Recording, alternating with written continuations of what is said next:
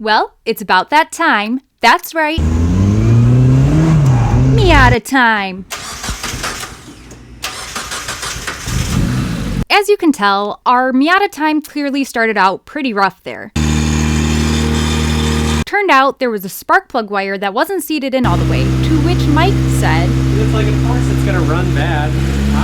Hi, I'm Mike's handy, helpful girlfriend, Natalie. Mike cleaned the spark plug wires in hopes to help it seat right. It may have been the reason why it was idling funny and running bad, but he also found a boost leak because a vacuum tube was just completely disconnected. Nothing a little zip tie clamp can't fix, though.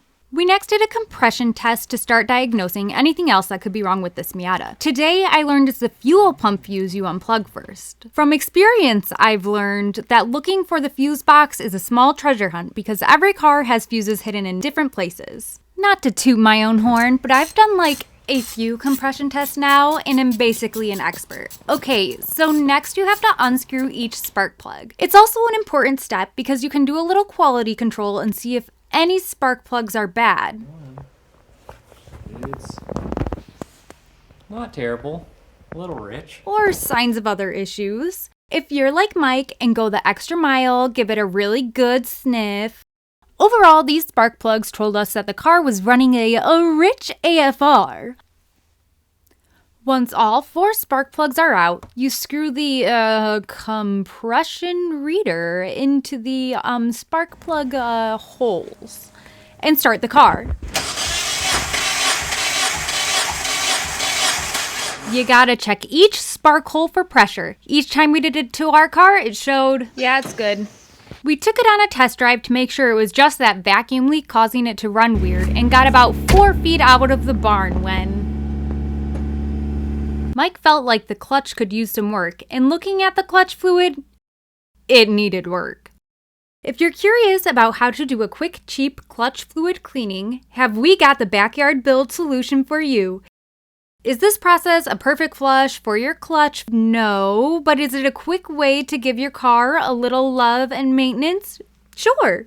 Get a syringe or a turkey baster and draw out all the old fluid. We have recently been watching a lot of doctor drama series, and using a syringe for this process reminded me of doctors sucking out like gross bodily fluids and saying something like, "There's something wrong!" because it looks so gross.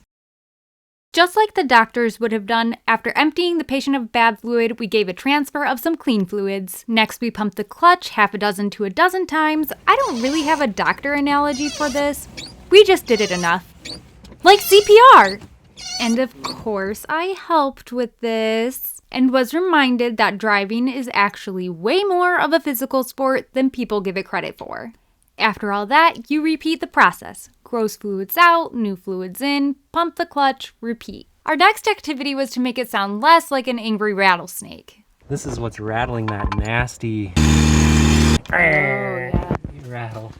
This is so I can screw this stud back in. So you tighten these two together and then you tighten the top and it will hold. So we tighten them together. So now the nut is immobile. Put this stud against the manifold. Did I mention he's doing this? Because like most things you have to work on in the engine bay, it was in a very precarious spot, making it painfully difficult to tighten and slightly difficult to even watch. And then that one comes off, and then we can tighten the stud against the manifold. Now let's hear it. This is how you make a cheater bar for getting more tightening power. Gives you more leverage, fits right on your handle. You can see the threads in there. It's done. I can see the threads in there because there are no threads. Yeah, there are no threads. So this is making terrible ruckus.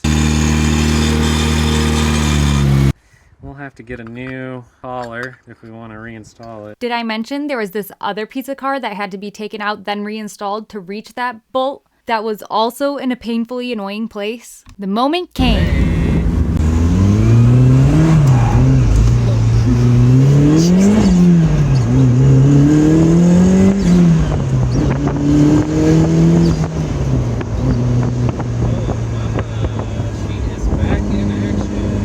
The boost gauge started working when we fixed the vacuum line. We just had to figure out if we needed a new air-fuel ratio gauge.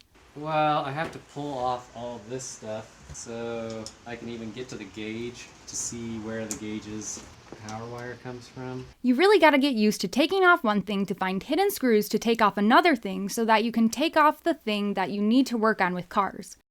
Patience is key, my friend. The previous owner told us it was just unplugged, but when has that ever been true? Wait, so what was wrong with it? It was just unplugged.